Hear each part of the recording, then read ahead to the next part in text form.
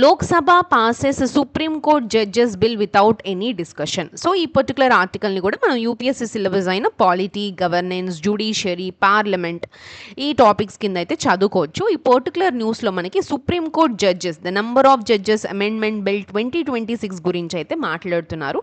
So ఈ bill ద్వారా supreme court judges యొక్క సంఖ్యను పెంచాలి అని చెప్పి ప్రభుత్వం అయితే నిర్ణయించింది. అయితే ఈ బిల్ లోక్సభలో పెద్దగా చర్చ లేకుండానే వాయిస్ ఓట్ ద్వారా ఆమోదించారంట.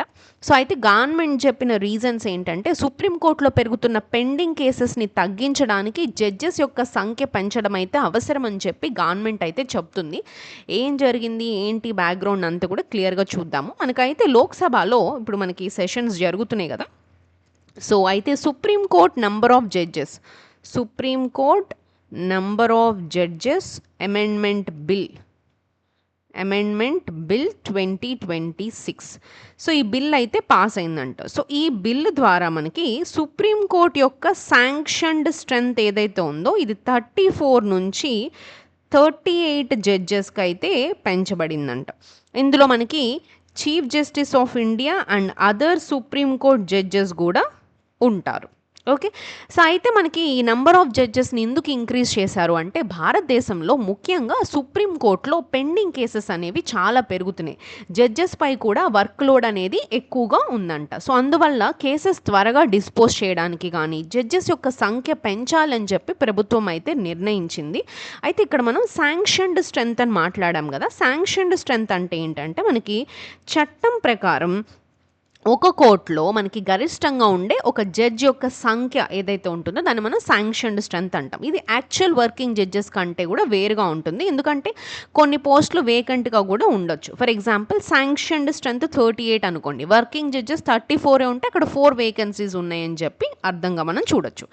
అయితే ఇక్కడ ఎందుకంటే దీని గురించి లోక్సభలో ఎందుకు డిస్కషన్స్ జరగలేదంటే మనకి రోజు మనకి లోక్సభలో అపోజిషన్ ఎంపీస్ కొంతమంది అయితే ప్రొటెస్ట్ చేశారు. సో దీనివల్ల హౌస్లో రిపీటెడ్ అడ్జార్న్మెంట్స్ అయితే జరిగాయి. చివరికి బిల్ని అయితే వాయిస్ ఓట్ ద్వారా డిస్కషన్ లేకుండానైతే పాజ్ చేశారు.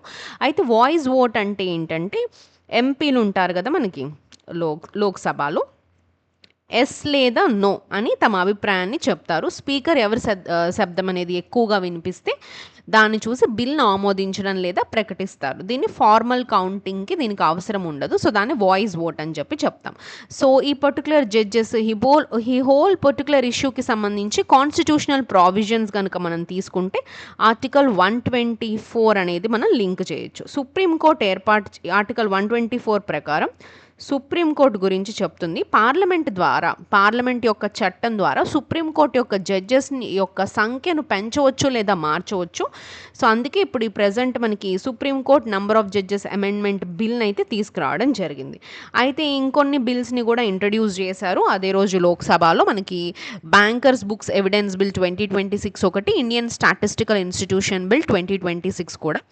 అయితే so that is not important. So here the Supreme Court, the number of judges amendment bill 2026. So sanctioned judges supreme court యొక్క స్ట్రెంత్ అనేది 34 నుంచి 38కి ఇంక్రీజ్ చేసి దాన్ని లోక్సభలో వాయిస్ ఓట్ ద్వారా పాస్ చేయడం జరిగింది. కాన్స్టిట్యూషనల్ లింకేజ్ తీసుకుంటే దట్ ఈస్ ఆర్టికల్ 124 అనేది మనం చూడొచ్చు. Okay.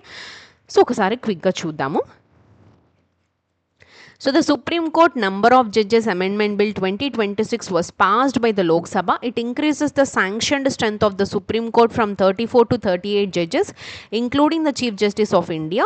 The main objective is to reduce the case pendency and improve the judicial efficiency. The bill was passed through a voice vote amid opposition protest. Article 124 empowers the Parliament to determine the number of Supreme Court judges through the law. So that is relevant for judicial reforms, pendency of the cases and the parliamentary procedure.